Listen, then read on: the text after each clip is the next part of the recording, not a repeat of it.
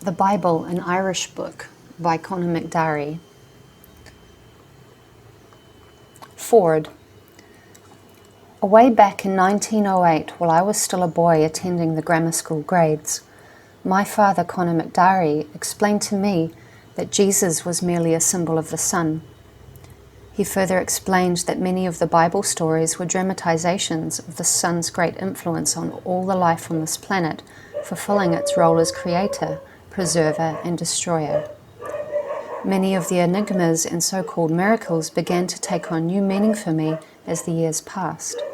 For instance, the story of the Last Supper, mentioning the changing of water into wine, became a description for nature's yearly performance of employing the rains and the vines to achieve the essence of the grapes.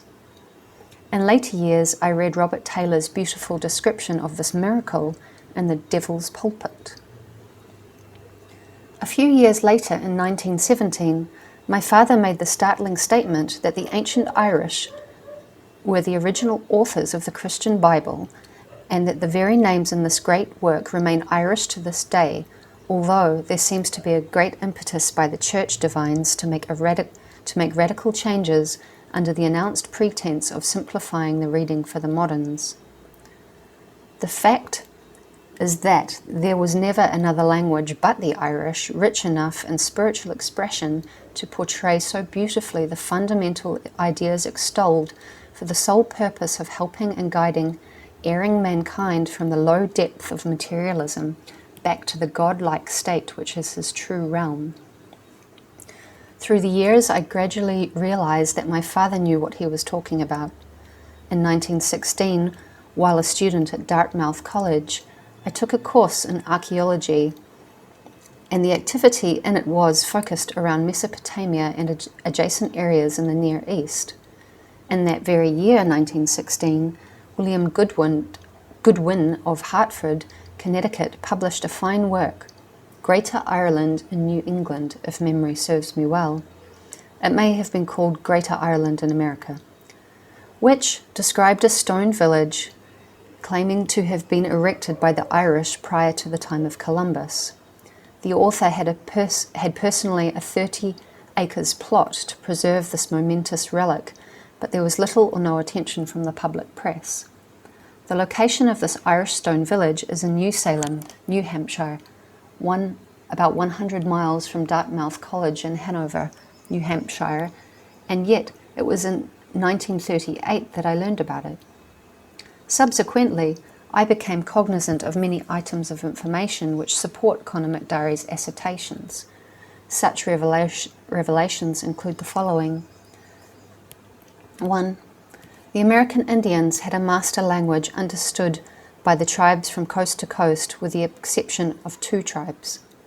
The name of this came from 2 Irish words, Algon and Hine, from which obtain Algonquin, meaning noble family. 2. Hubert Howe Bancroft, page 119, volume 2 of Native Races, mentions an Indian chief who said his tribe taught the children no other language but the Welsh Irish until they were 11 years old. 3. The mounds and burrows of pyramid form were of Druidical origin and receive very, very slight mention by American historians. There were 5,000 mounds in Ohio and over 10,000 in Michigan and Wisconsin. 4. The Druidical type rocking stone in Sullivan County, New York, and the Great Serpent Mound, 1,500 feet long in Portsmouth, Ohio, go almost entirely unmentioned.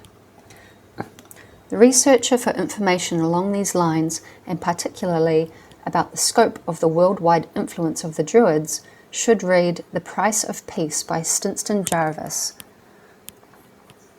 J.F. Rowney Press, Los Angeles, 1921, and The Travels in Tartary, being an account of 2 Roman priests, Abbe Huk and Gabet. They were unfrocked for pointing out the similarity of the Roman and Tibetan political structures. Another work which should be read is that great monumental history, Anacalypsis, by Godfrey Higgins. He pointed out that the Irish language is the oldest of which there is any knowledge, Hebrew being the next oldest and Chaldee next. Higgins remarks that the Morning Herald of 1827 carried an item in effect that a Bible society passed out Hebrew Bibles to the Irish peasantry because they could understand them better than those written in English. Now, it is my understanding that following this forward, there will be a printed a lecture on the Irish language, which I gave several years ago, and therefore I will bring these remarks to a close to avoid repetition. I might add that Conor MacDari was born in County Kerry, Ireland, 1860. His parents were American citizens and had been married in Massachusetts. Due to the American Civil War, their return to America was delayed until 1866. My father served a term in the U.S. Army in Washington State, 1877, during the Indian uprising of that period. I have his honorable discharge in my possession. His two sons, my brother and myself, also served in the Army and Navy respectively in World War I and received honorable discharges. The present public, and indeed more especially all posterity, owe a debt of thanks and appreciation to health research for its monumental production of so many important works dealing in subjects far off the beaten path and which otherwise might never become available to the general reader in this or future ages. Best wishes to all, and most sincerely, Conor MacDari Jr. January 24th, 1972.